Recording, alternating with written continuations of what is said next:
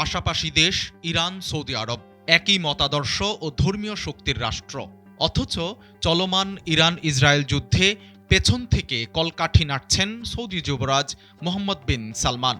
তিনি যুক্তরাষ্ট্রকে চাপ দিচ্ছেন ইরানের অস্তিত্ব মুছে দিতে। কেন দুটি দেশের মধ্যে এত শত্রুতা? বিশ্লেষকরা বলছেন 6 কারণে ইরানের আধিপত্য মানতে পারে না সৌদি আরব। সৌদি আরব ও ইরানের মধ্যে আঞ্চলিক আধিপত্যের প্রধান কারণ শিয়া সুন্নি পার্থক্য। ইরানে মুসলিম বিশ্বের সবচেয়ে বেশি শিয়া অনুসারী, বিপরীতে সৌদি আরব সুন্নি মুসলিম জগতের শীর্ষ শক্তি। ধর্মীয় এই বিভাজন মধ্যপ্রাচ্যের অন্য দেশগুলোতেও দেখা যায়। তাদের কেউ ইরানের সঙ্গে, আবার কেউ সৌদি আরবের সঙ্গে ঘনিষ্ঠ। ঐতিহাসিকভাবে সৌদি আরবে ইসলামের জন্ম হয়েছে। তারা নিজেদের মুসলিম বিশ্বের নেতা দাবি করে থাকে, কিন্তু 1979 সালে এই দাবিকে চ্যালেঞ্জ করেছে ইরানের ইসলামী বিপ্লব। এই বিপ্লবের মধ্য দিয়ে ওই অঞ্চলে নতুন এক ধরনের রাষ্ট্রের প্রতিষ্ঠা হয়। ইরানের বাইরেও এমন রাষ্ট্রের মডেল ছড়িয়ে দেওয়া হয়েছে। এর জের ধরে দুই দেশের মধ্যে বিভেদ বেড়ে আজকের পর্যায়ে এসে পৌঁছেছে। ইরাকের সাবেক প্রেসিডেন্ট ও সুন্নি আরব নেতা সাদ্দাম হোসেন ছিলেন ইরান বিরোধী অন্যতম বৃহৎ শক্তি। 2003 সালে যুক্তরাষ্ট্র সামরিক অভিযানে তাকে ক্ষমতা থেকে হটায়। এর ফলে ইরানের সামনে থেকে বড় সামরিক বাধা দূর হয়।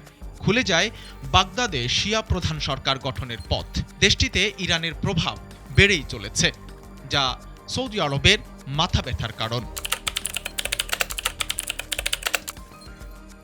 2011 সাল থেকে আরব বিশ্বের বিভিন্ন দেশে শুরু হয় রাজনৈতিক অস্থিরতা। সরকার বিরোধী এসব আন্দোলন আরব বসন্ত নামে পরিচিত।